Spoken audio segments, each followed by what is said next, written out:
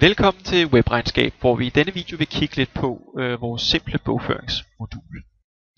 Hvis man går ind under bogføring, vil man kunne se, at man har to muligheder for at bogføre. Man har den, der hedder simpel bogføring, og den, der hedder bogføringsklade.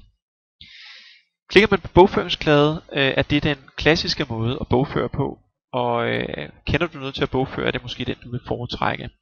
Det er, hvor man arbejder med debit og kredit og en bogføringsklade hernede.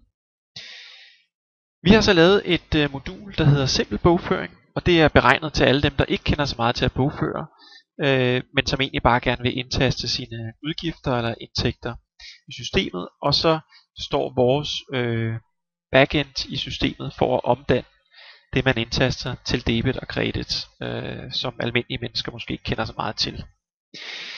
Og jeg vil i den her video lige vise, hvordan man så indtaster sin bilag. Man går egentlig bare ind her og vælger, om det er en indtægt eller en udgift. Og lad os nu antage, at det er en udgift, vi sidder med foran os. Og lad os nu sige, at vi har købt nogle radiospots, som vi skal ind og bogføre.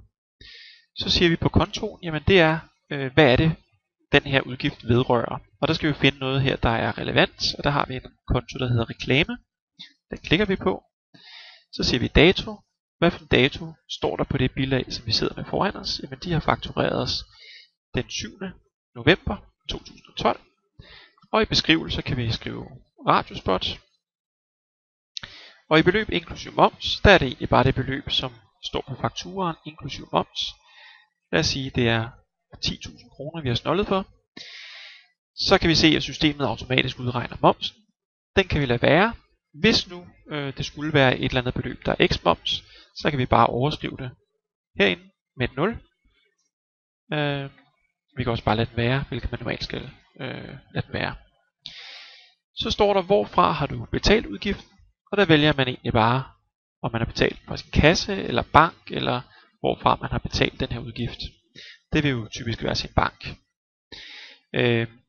Der står kun de muligheder, der er der oprettet under likvider inde i sin kontoplan. Hvis man tilføjer flere derinde, f.eks. en mellemregningskonto med indehaver, så kan man oprette den der, og så vil de også komme frem på listen her. Man kan også vælge, hvis man gerne vil se alle konti, kan man klikke her. Så vil den gå ind her og vise alle konti i ens kontoplan. Men vi vælger bare at lade den være simpel, sådan så vi vælger bank herinde. Det vi så gør, det er, at vi trykker læg i bogføringsklade. Sådan. Så har vi faktisk indtastet det her udgiftsbilag for reklamerne.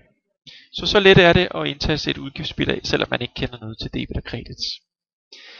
Vi kan også prøve at indtaste et indtægtsbilag. Det vil sige, hvis man nu har haft nogle indtægter. Det kunne være, at man havde solgt et eller andet. Det vil sige, at vi har solgt nogle varer, og det måske er fra kassen. Så kunne vi prøve at vælge den 19. i 11. 2012. Så kan vi skrive kassesalg. Det er dato.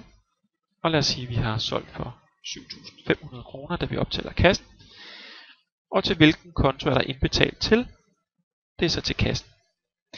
Igen vil man kunne se, at systemet er lavet sådan, så det kun viser de mulige konti, der er. Og det vil sige, f.eks. når vi vælger indtægt, så kan man se, at der kommer kun indtægtskonti frem. Det vil sige, at man skal ikke kigge på en lang liste over forskellige muligheder i konti. Igen kan man vælge at vise alle konti her, men ellers så viser den bare de likvide konti, der er, plus debitorer. Her i det her tilfælde er der indbetalt til kassen, og vi trykker læg i bogføringsklade. Systemet genererer automatisk næste bilagsnummer her, og når man ligesom har indtastet alle de bilag, man gerne vil, så går man bare over her i bogføringsklade, og der kan vi nu se, at systemet har lagt dem ind i bogføringskladen. Vi kan så gå ind og rette i dem, hvis vi vil det, ved at klikke på dem, og så rette i dem heroppe. Og det vi kan se, som er så smart, det er, at systemet går automatisk ind og kalder beløbet for debit og kredit, det vil sige, at din revisor vil senere hen kunne forstå, hvad det er, der er sket, selvom du kun ser udgift og indtægt. Så du skal altså ikke forholde dig til debit og kredit, men bare til udgift og indtægt og alt det her. Og vores system sørger for at omdanne resten, hvad kan man sige, bagved. Når du har kigget det igennem, og hvis du har nogle rettelser til det, kan du indtaste dem. Når du er færdig, trykker du bare på bogfører klade, OK. Og nu har du så bogført de udgiftsbilag og indtægtsbilag, som du har indtastet. Så let er det faktisk selv at bogføre, og det gør jo, at alle mennesker faktisk kan finde ud af at bogføre sine bilag. Kig mere på web-regnskab.dk.